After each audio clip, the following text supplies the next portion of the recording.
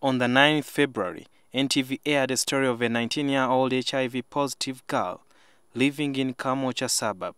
The girl, Sylvia Nalukwago, was living a miserable life after her dad threatened to throw her out of home because of her HIV status. Sylvia's condition was not her fault. She contracted HIV from her mother, who succumbed to the disease 2 years after she was born. Her life was literally hanging by a thread after feeling betrayed by the only person in her life that she thought would support her. Sylvia's life has today turned around thanks to this US pilot called Captain Howard. But Captain Howard is not the only one wishing Sylvia well. Staff from Crane Bank and Avon are partnering with the pilot to support Sylvia. Apart from HIV, you need a lot of other medicine. We'll be providing for next 1 year to her. We opened an account today, so from her, she goes on. All her financial transactions are taken care of. For Sylvia, stigma is the biggest problem she has had to painfully cope with. The head teacher called me one day in her office and told me to disclose my status to the students, tell them how it feels to be HIV positive. Yet at that time I wasn't bold enough. I didn't have that boldness to stand in front of not even 2 people to tell them that I'm positive. I told her that I couldn't. Then after some time it turned into like a war. After all the goodies were delivered, it was time for Sylvia to experience another taste of life.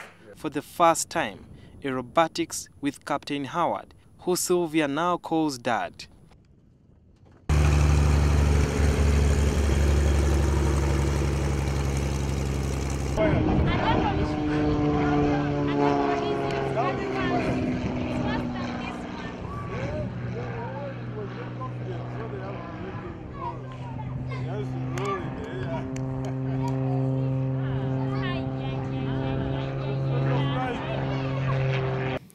It reminded me of a scripture in the book of Jonah, when Jonah cried out from the belly of hell and God heard him. And Sylvia cried out from the belly of hell. The soft-spoken girl feels that her sad experience should not happen to other children. The parents who are not infected, please be heroes, stay faithful, be faithful to your partners so that you don't get infected and at the same time infect your children. After about 15 minutes of flying, Sylvia comes back with a new experience. I felt like someone was pushing my head, the pressure was too much. I want her to still keep loving her father, because only love can break a heart and only love can mend it again. Sylvia has many talents like singing, but also has big plans laid out for her future. You got a lot of friends in the US that's going to help you get your dream of getting that master's degree in business. So far, Howard and his friends in the US have deposited 3.5 million shillings on her account.